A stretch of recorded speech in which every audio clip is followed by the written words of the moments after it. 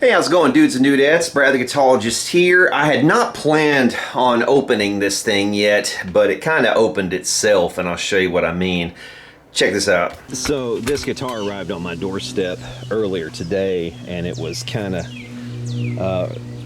it was exactly like this. So we had this tiny box inside of this huge box, for one thing, okay? Which is just already a bit oddball. And then the tiny box was kind of, well, the big box was cracked all the way down the side like this, and then this tiny box was bent in half. This part was actually up kind of like this inside this box, and yeah, that's how it was. So we're gonna make sure that this guitar isn't broken in half or something stupid like that. Okay, so luckily so far it appears to be all in one piece.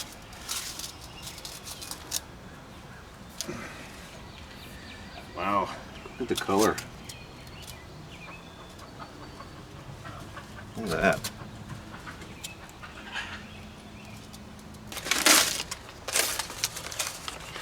Look at this guitar.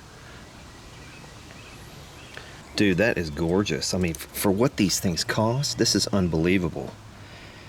In the reviews I've seen of these guitars from Fesley, everybody kind of makes a point of like, oh man, they mark everything. Fesley on the pickups, Fesley on the neck here at the 12th fret, Fesley on the headstock, Fesley back there on the bolt. It's just Fesley everywhere. Fesley on the tuners. But I mean, seriously though, if my company was making guitars this nice, you know, for the price, I think I'd be proud of that name too. They should be. Look at that. Dude, that's killer. Okay, so this has, you know, all black hardware. We've got a Fender style bridge here. It's not like a Floyd, which some people will definitely like better, since you don't have to worry about, you know, the instability or the setup, you know, of the Floyd Rose, which is more difficult. It's a 2-point tremolo. Some people have asked what the neck materials are on this, the fretboard that is, and I don't know. It's some kind of wood. I can definitely see grain there, but I couldn't tell you what it is. It is real wood. I just don't know what kind of wood it is, and you know, it's not gonna be like, you know, ebony from Africa or anything like that. I'm certain.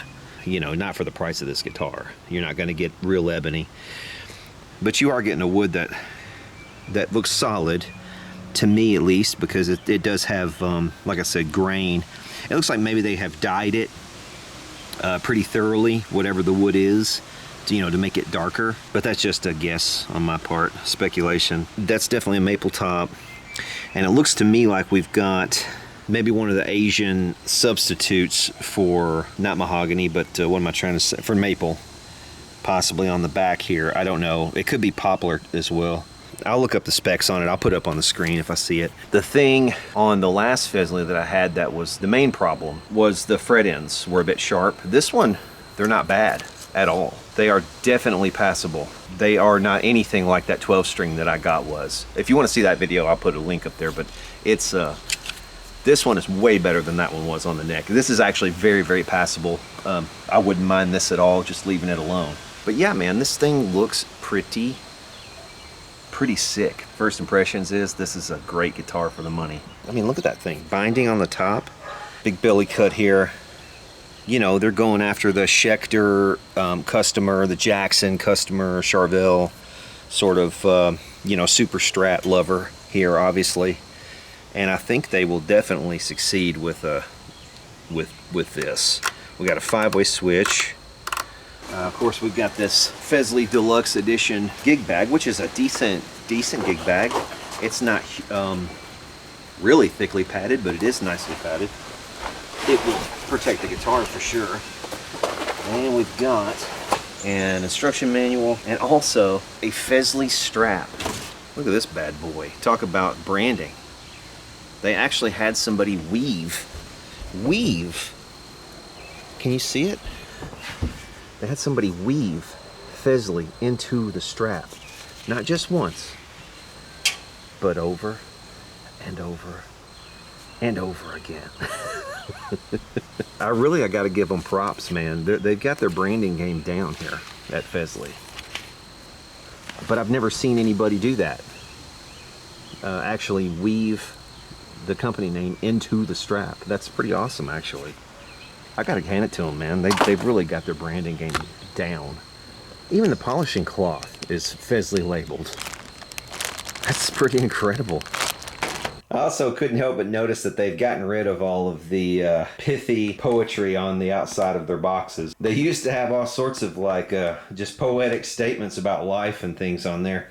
And I'll be honest with you, I kind of miss it in a way. But and, you know, that brings something to mind too. Speaking of Fesley's branding and all of that stuff, one of the reps that I've been dealing with from Fesley, her name's Jacqueline, or that's the name she goes by in her email. Okay, so she actually started sending me questions about the Fesley brand and actually consulting with me on things. She was like, hey, what do you think of these upcoming guitars that we're thinking about releasing? These were just designed, and here are the specs. And, you know, basically sent me a spec sheet, asked me my opinion. And that is the first time, believe it or not, that any company of sort of that size has asked my opinion on something before putting it out, which just blew me away. I mean, because that is precisely what I have been talking about for years and years, of what these companies should be doing more of. Companies like Gibson, Fender, etc. I'm sure they do some of that, you know, with some of the bigger names in the industry and stuff. But but my problem with it is, I think they're asking all the rock stars what they think about the product, if they're asking anybody at all. You know, they might ask Slash what he thinks about something, but what Slash thinks is immaterial to what some guy with only a couple $100s to spend thinks, you know, about the product. So it just blew me away that Fesley actually sent me emails, sent me spec sheets of guitars that aren't even released yet, and they've done it like 3 or 4 times now.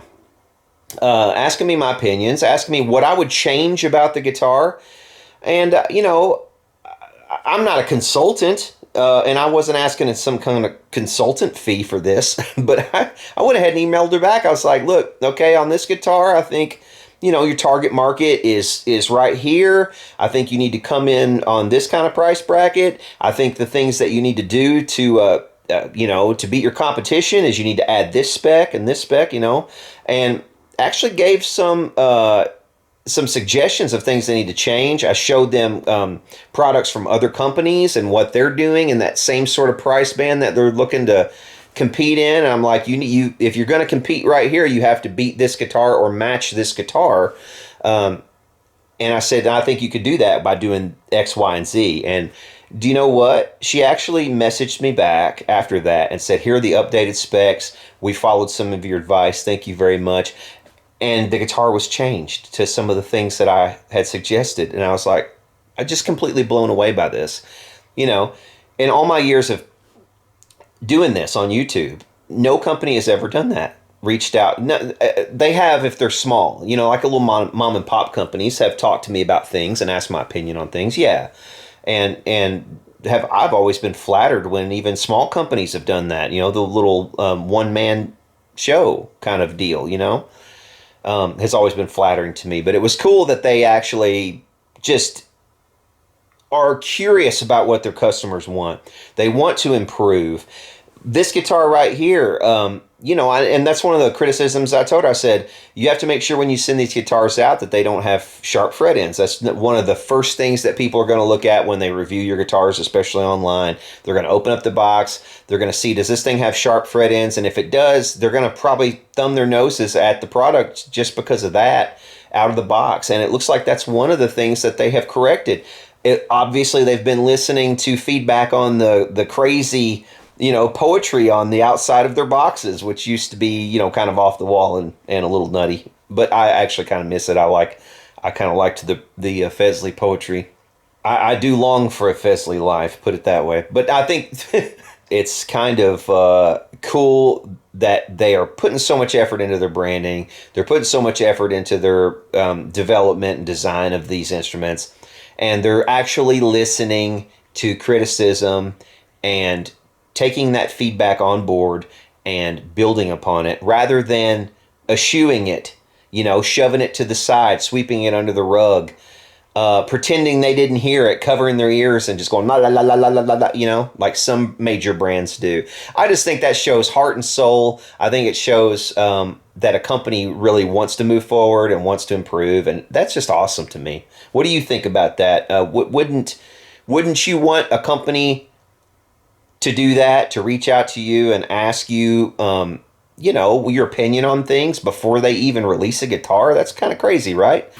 All right, guys, so it's been a little bit since the clips that you just watched. Obviously, I've had a haircut since then, but man, I've given this thing a pretty good once over, and I love this guitar. The only complaints that I have about it, the knife edge on the bridge seems to be a little bit iffy. Sometimes when you use it, it doesn't quite go back into its place. So, I mean, you can crank it down and just use the 3 springs that they have provided here. Otherwise, you might want to consider maybe upgrading the bridge. I don't know what's up with it. It just doesn't want to seem to go back to the same spot every time you use it. I think it's the knife edge on there. My only other complaint is the closeness of the knobs here. It's kind of hard to get your fingers in between the knobs. I would have preferred if they would have spaced these out just a little bit more. You know, it makes it where you can make the cavity small, but these really need to be spaced out, probably another inch in total maybe, or something like that. I mean, just to be able to get your finger in there, because like I said, there's just not enough room to get my fingers anyway in there like that. Like I like to, you know, do a quick speed knob kind of up and down like this, and it's not really working right.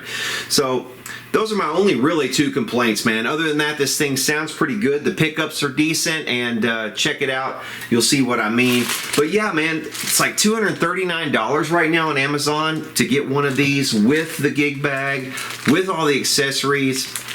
Comes with a tuner, comes with the polished cloth. Actually, this is a decent cable, so I mean the cable's good.